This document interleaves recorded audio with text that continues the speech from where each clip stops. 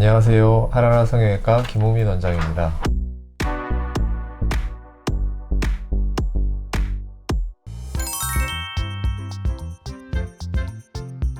이게 사실은 조금 논란이 많이 될 수 있는 부분입니다. 어떤 선생님들 보면 레이저 리프팅 하는 게 필러에 전혀 영향을 주지 않는다라고 얘기하시는 분들도 제가 봤는데요. 일단 제가 경험해 본 바에 따르면 필러 시술 부위에 레이저 리프팅이 가해졌을 경우에 어느 정도는 필러에 영향을 줄 수가 있습니다. 히알루론산 필러를 기준으로 말씀을 드리는 건데요. 이 히알루론산 필러라는 거는 원래 우리 체내에 있는 히알루론산이라는 이 구조물 자체를 옆에 가교제라는 걸 섞어가지고 인공적으로 제조한 게 필러라는 물질이 됩니다. 근데 고열이 이 필러에 적용이 되다 보면 원래 제조 당시에 만들어졌던 이 필러 구조 자체가 약간 변형이 이루어지면서 처음에는 원래 제대로 된 상태라고 한다면 점성을 띠고 있는 젤리 같은 상태를 띠고 있는 상태여야 되는 게 맞는데, 이게 열 에너지가 그쪽으로 전달이 되다 보면 약간 뭔가 말랑말랑해지거나 또 뭔가 물과 같은 이런 식으로 필러의 어떤 물성 자체가 변성이 이루어지면서 구조가 변형이 이루어지면서 환자분들에 따라서는 간혹 일부가 약간 꺼진 것 같다, 필러가 없어진 것 같다, 이렇게 느끼시는 경우들도 있을 수가 있습니다. 그렇기 때문에 저희 병원에서는 필러 시술 받으신 분들 같은 경우에 레이저 리프팅을 하는 경우에는 해당 부위로는 저희가 피하는 식으로 시술을 하고 있습니다.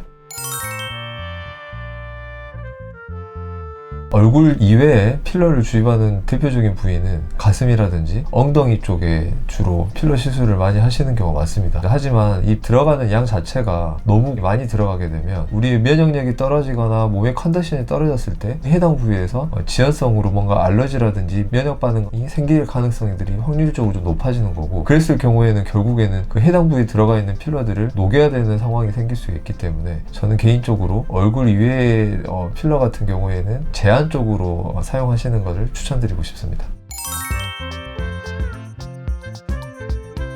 상대적으로 제일 지속기간이 짧은 부위는 입술인 것 같습니다. 왜냐하면 입술 부위는 우리가 제일 많이 사용하는 부위이기 때문에 결국은 필러가 빨리 흡수되는 경우는 필러를 주입해준 부위가 주변에서의 움직임에 영향을 많이 받는지 그 여하에 따라서 좀 더 빨리 흡수된다고 볼 수 있기 때문에 제가 사용을 해보면 입술이 제일 빨리 흡수되는 경향이 있고, 이마 같은 경우에도 이마의 근육을 평상시에 조금 많이 사용하시는 분들 같은 경우에는 상대적으로 이마가 빨리 좀 꺼지는 경향이 있는 것 같습니다. 물론 제품의 차이도 무시할 수는 없습니다. 그래서 저도 사용을 해보면 국산 필러보다는 수입산 필러를 사용했을 때 상대적으로 조금 더 지속 기간이 긴 느낌은 좀 있습니다.